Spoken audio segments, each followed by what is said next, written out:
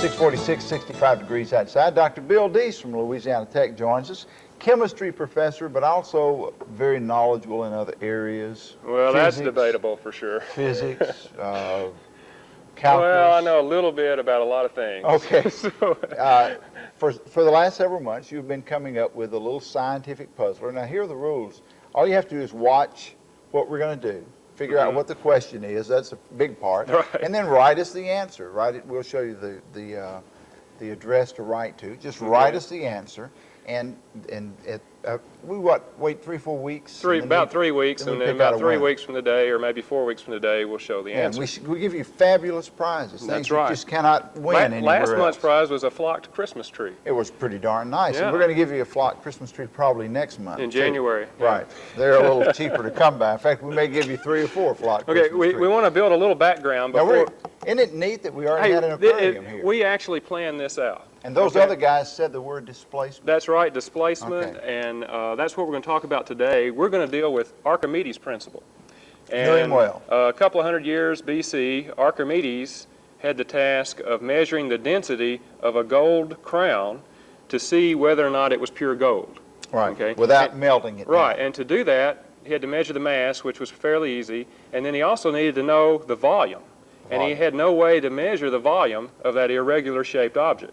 Okay. And so he was at the public bathhouse, and he was getting down into a bathtub. He himself was irregularly shaped. Right. Okay. And he sat in a bathtub, and the water rose and spilled out onto the floor, and he realized that his body was displacing his volume in water. Okay? And he got really excited. He jumped out of the bathtub, ran down the streets of Syracuse. Without his clothes on. Buck naked. That's right. All right, screaming "Eureka, Eureka!"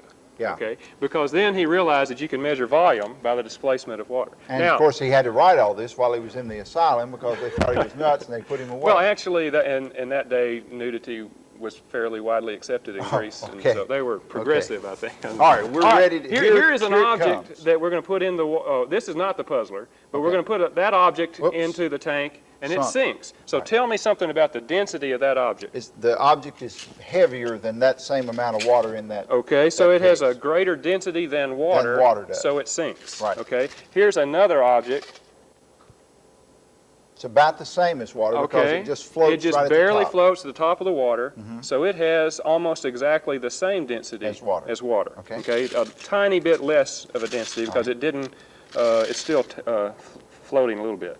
Now there's another Now object. that one actually floats above the top of the water, so that we would have to say that this thing filled with water would be heavier than this thing filled with whatever it is now.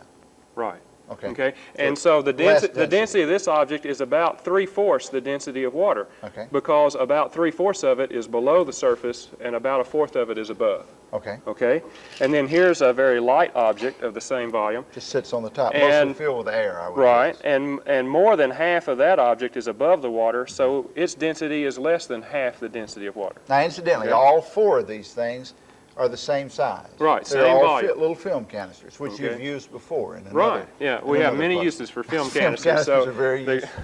So Okay. now, this month's puzzler has to do with suppose you had a boat. All right, shall I put up? Yeah, let's put up Here it the computer graphics we Here brought. comes the. Okay. This is we spare no expense here at Channel right. 10.